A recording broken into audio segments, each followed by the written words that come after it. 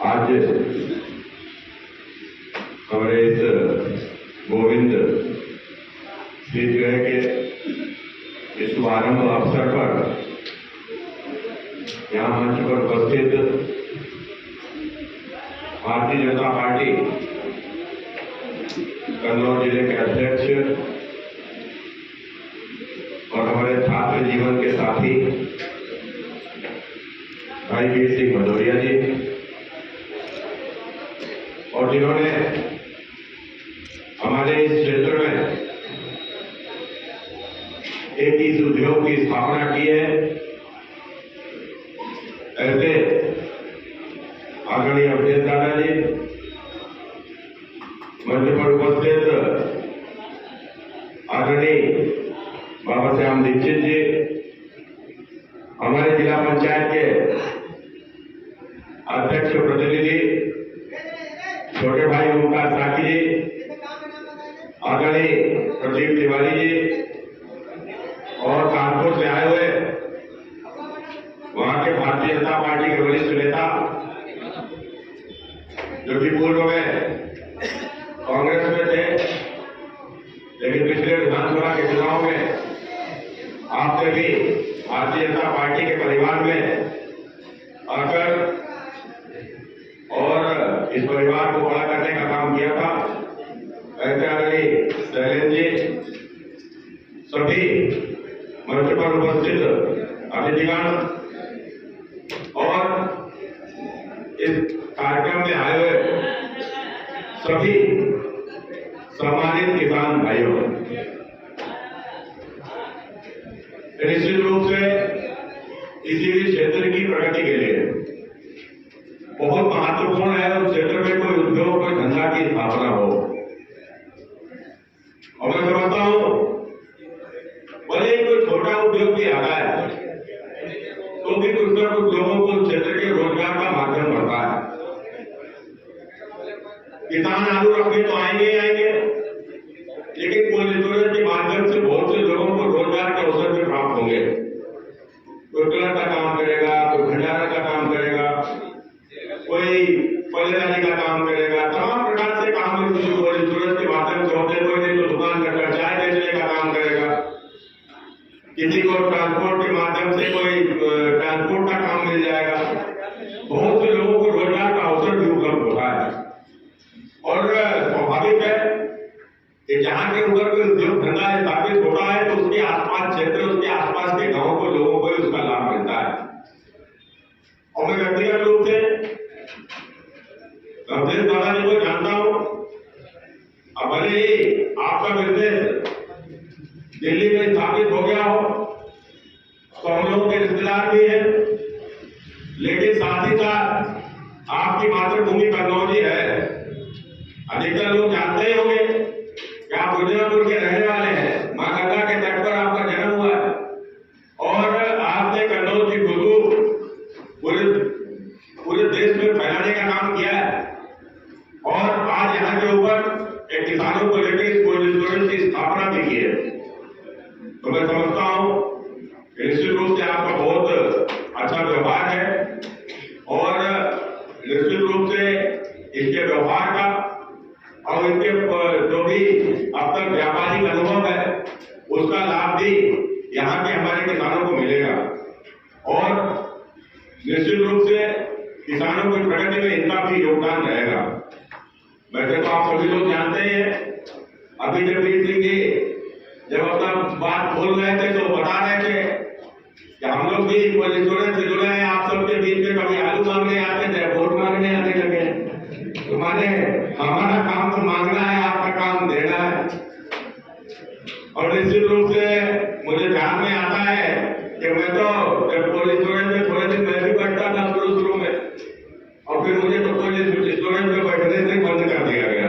बोले यार तुम ना बैठो, हमने कहा है बोले तुम जिसको आता है उसको पैसा दे देते हो और फिर उसका आलू आता ही नहीं है, तो हमारा बैठने बंद करा दिया गया।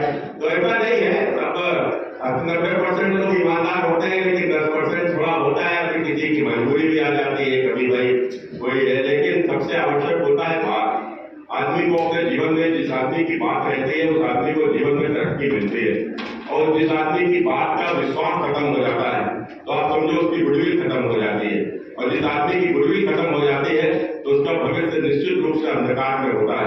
आपने देखा होगा प्रधानमंत्री जी की कितनी सारी योजनाएं हैं, उन योजनाओं में मैं जब पढ़ता हूँ ना, एक योजना देखा था मेरा प्रधानमंत्री स्वनिधि ग्राम स्वनिधि योजना, तो लहरी पटरी वालों के लिए योजना है।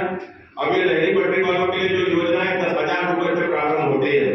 एक 10,000 रुपए कोई भी अपना छोटा मोटा काम करने वाला, रेहड़ी वाला, पटरी वाला, अपना छोटी दुकान रखने वाला, कोई भी है, इस प्रकार से अगर वो अपने योजना का लाभ लेता है और लाभ लेने के बाद में उन्हें 10,000 रुपए तक का उसको लोन मिल जाता है बगैर किसी गारंटी के। कोई गारंटी नहीं चाहिए, बस 10,000 रुपए का लोन उसको मिल जाएगा। अब ये आप समझो क्या स्थिति होती थी, क्योंकि हम लोग तो शहरी क्षेत्र से आते हैं तो हम लोग देखते हैं कि हमारे महाजन का लोग कर्जा लेते थे, और कर्जा कितना लेते थे, मैंने छोटा मोटा काम करने वाले दुकान रखे हैं तो दुकान पे सामान भरना है, 10,000 रुपया कर्जा ले आए, और वो 10,000 रुपया का जो कर्जा लाते थे 100 रुपया रोज उसके ब्याज देते थे। मैंने 10,000 रुपए पर 100 रुपया रोज ब्याज, मैंने महीने का 3,000 रुपया ब्याज, मैंने जितना रुपया लिया उतना रुपया 3-4 महीने बाद तो ब्याज चला जाता था। तो मैंने आदमी कमाता किसके लिए था, कमाता था वो महाजन के लिए। तो मैंने इस प्रकार की स्थिति, लेकिन आज प्रधानमंत्री जी ने कितनी बड़ी सहूलियत दे दी कि वो 10,000 रुपया सालाना 3-4% ब्याज पे मिलेगा। मैंने उस 10,000 रुपए पर 300-400 रुपया ब्याज ही जो है आपको केवल देना पड़ेगा, वो भी साल भर में। तो इस प्रकार की स्थिति में साथ ही साथ क्या कर दिया कि 10,000 रुपए आप जमा कर दोगे तो अगली बार आपको 20,000 रुपया का लोन मिलेगा। 20,000 रुपया जब आप जमा कर दोगे तो अगली बार आपको 50,000 रुपए का लोन मिल जाएगा। अब जब 50,000 रुपया आप जब जमा कर दोगे तो आपको 1,00,000 रुपया तक का लोन मिल जाएगा। मैंने सब कुछ आपकी विश्वसनीयता के ऊपर। तो कुल मिलाकर आदमी का, मेरा कहने का तात्पर्य सिर्फ इतना ही है कि निश्चित रूप से जिस आदमी की बात रहती है उस आदमी का भविष्य बहुत सुदृढ़ होता है। मैंने आज आप हमारे पास में आए और हमसे यदि आपसे बात करके आप हमसे लाख रुपया ले गए और हमसे लाख रुपया लेने के बाद में आप लाख रुपया जमा कर गए, तो आप जब दोबारा आओगे तो मैं जब दोबारा आओगे तो मैं आपको 2 लाख रुपया भी दे दूंगा, पूछूंगा भी नहीं एक बार। क्यों? क्योंकि आपकी गुडविल मेरी नजरों में अच्छी हो गई है। और एक बार अगर आप आए और ले गए, उसके बाद हमको टहलाया। अब हम लोग तो भाई जो पॉलिटिकल लोग हैं तो हम लोग तो भैया झगड़ा कर सकते हैं, लड़ाई झगड़ा कर सकते हैं, भैया लेके तो चलो लेके आज पिंडी छुटाओ। तो लेकिन उसका अर्थ क्या हुआ? उसका अर्थ हुआ कि आप दोबारा कितना भी बड़ा संकट आया तो दोबारा फिर जो है आपको हम ढूंढने ही नहीं मिलेंगे, ढूंढने से मिलेंगे नहीं। तो ये इस प्रकार की स्थिति होती है। यही एक व्यापार है, यही बाजार है और यही बिजनेस का तरीका है। मित्रों, आज आप सबके बीच में मेरा आना हुआ है और इस रूप से आप इतनी भारी संख्या में आए हैं तो मैं आपका बहुत हृदय से स्वागत करता हूँ।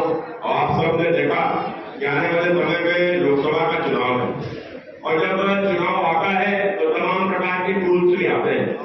और ये टूल्स किस प्रकार के होते हैं आपने देखा होगा कि अभी दिल्ली के पास में तथाकथित किसान लोग बैठे हुए हैं। वह किसान नहीं है लेकिन वो कौन लोग हैं? वो एक्चुअली में पंजाब के भीतर स्थिति क्या होती है कि पंजाब में जो एमएसपी के ऊपर धान और गेहूं की खरीद होती है, और ये धान गेहूं की खरीद सीधे किसान से नहीं होती है, वहां के ऊपर धान गेहूं की खरीद सीधे मंडियों से होती है। अब ये मंडी वाले लोग जो खासकर वहां के ऊपर दलाल लोग जो क्या काम करते हैं, किसानों का हिस्सा लूटने का काम करते हैं। वो हमारे राजस्थान से, उत्तर प्रदेश से, आदि जगह से जो है अपना ले जाकर गेहूं और धान को लेकर जाते हैं। 300-300, 400 रुपया कुंटल का मुनाफा सीधे कमाते हैं। तो ऐसे लोगों को प्रधानमंत्री जी आने के बाद में, चूंकि आपको ध्यान हुआ प्रधानमंत्री नरेंद्र मोदी जी आने के बाद एक बात कही थी, उन्होंने कहा था कि ना तो मैं खाऊंगा और ना ही मैं किसी को खाने दूंगा। उसके तहत जितनी सारी लीकेज थी, अब आप कल्पना भी नहीं कर सकते हो इस देश में कितनी सारी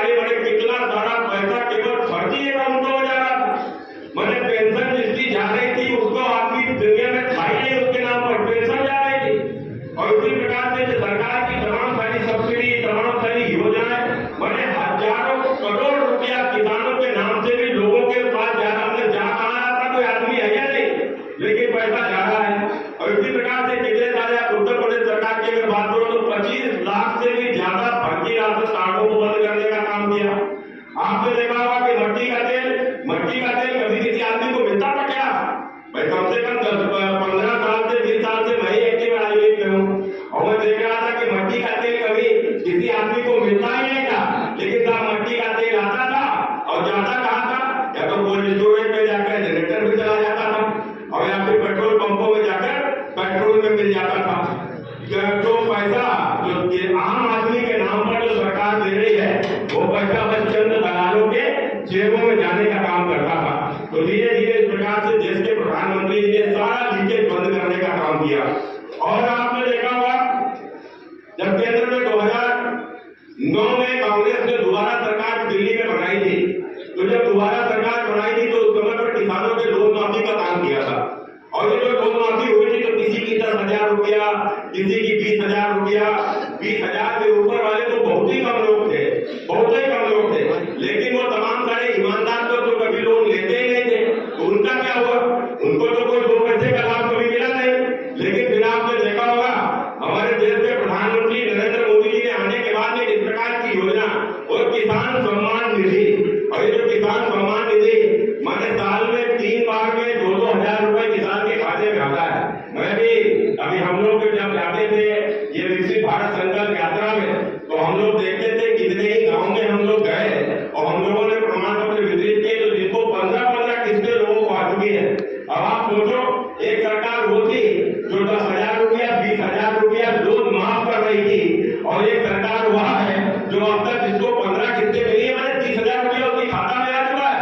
तो बगैर लोन लिए, बगैर कुछ लिए सीधा पैसा सरकार ने किसानों के खाते में देने का काम किया है।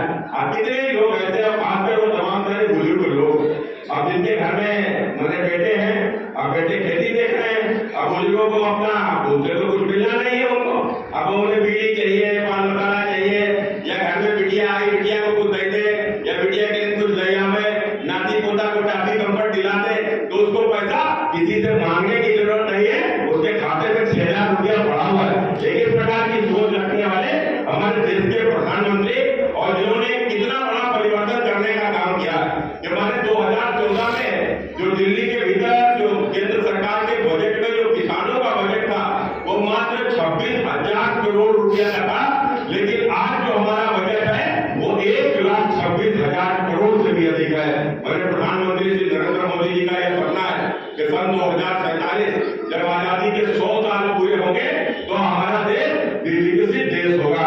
और विकसित भारत का संकल्प उन्होंने लिया है। अब ये विकसित भारत क्या है? हम लोग निश्चित रूप से जरूर बहुत से लोग सोचते हैं कि विकसित है क्या? यह विकसित भारत है जो अमेरिका, जापान, तमाम सारे ऐसे देश हैं जो पूरी तरीके से विकसित हो चुके हैं। हमारा देश भी उस श्रेणी में पहुंचे जहां पर किसी प्रकार से सारी मूलभूत समस्याओं का समाधान हो चुका हो। विकसित देश जहां के मतलब जहां के ऊपर पूरी तरीके से गरीबी से मुक्ति मिल चुकी हो। विकसित देश वो है जहां के ऊपर पूर्ण रूप से शिक्षा हो, और विकसित देश वो है जहां स्वास्थ्य की बहुत अच्छी सुविधाएं हो। विकसित देश वो है जो हर हाथ के पास रोजगार हो। तो प्रधानमंत्री जी कहते हैं आत्मनिर्भर भारत अभियान, और इसी के तहत विकसित देश जो टेक्नोलॉजी में भी बहुत आगे हो। आगे वो अमेरिका, जापान की श्रेणी में हम भी पहुंचे, हम पहुंच सकते हैं। सारी सुविधाएं हमारे पास में है। भारत के पास में उपजाऊ खेती है, भारत के पास में ट्रेन है। आप देखा होगा हमारे यहाँ के क्षेत्र से निकलकर बच्चे जाते हैं और दुनिया की बड़ी बड़ी कंपनियों में जाकर काम करते हैं। हमारे बीच से निकल के अगर हमारे किसान की आप बात करो, आज जितना हमारा मेहनती किसान है, अरे सोना पैदा करने का काम करता है, लेकिन ऐसा किसान हमारे पास में है। और हिंदुस्तान का मजदूर, हमारा मजदूर भी दुनिया में सबसे मेहनती मजदूर है। सब कुछ तो है, उपजाऊ भूमि है, खनिज है, जंगल है, हमारे पास में पानी है, सब कुछ है, लेकिन उसके बाद भी हम पिछड़ क्यों गए? हम पिछड़ इसलिए गए एक मजबूत इच्छा शक्ति वाला नेता हमारे पास में नहीं था। लेकिन आज हम सौभाग्यशाली हैं कि नरेंद्र मोदी के जैसा नेता हम सबको मिला है, और नरेंद्र मोदी ने सरकार का विश्वास और मन में जगाने का काम किया है। और यही कारण है कि देखो हमारे देश में जब जातियों की बात आती है कि तेरी जाति, या मेरी जाति, या छोटी जाति, या बड़ी जाति, या ऊंची जाति, या नीची जाति, या जाति के नाम पर लोग वोट मांगते हैं। लेकिन हमारे प्रधानमंत्री जी क्या कहते हैं? हमारे प्रधानमंत्री जी कहते हैं कि जाति तो केवल 4 है। यह 4 जाति कौन? एक जाति किसान की, एक जाति युवा की, एक जाति महिला की, और एक जाति गरीब की। अरे गरीब की कोई जाति नहीं होती, गरीब तो हर जाति में होता है। गरीब अगला भी है और गरीब पिछड़ा भी है, गरीब अनुसूचित भी है और गरीब जनजाति में भी है, और गरीब हिंदू भी है, और ये गरीब मुसलमान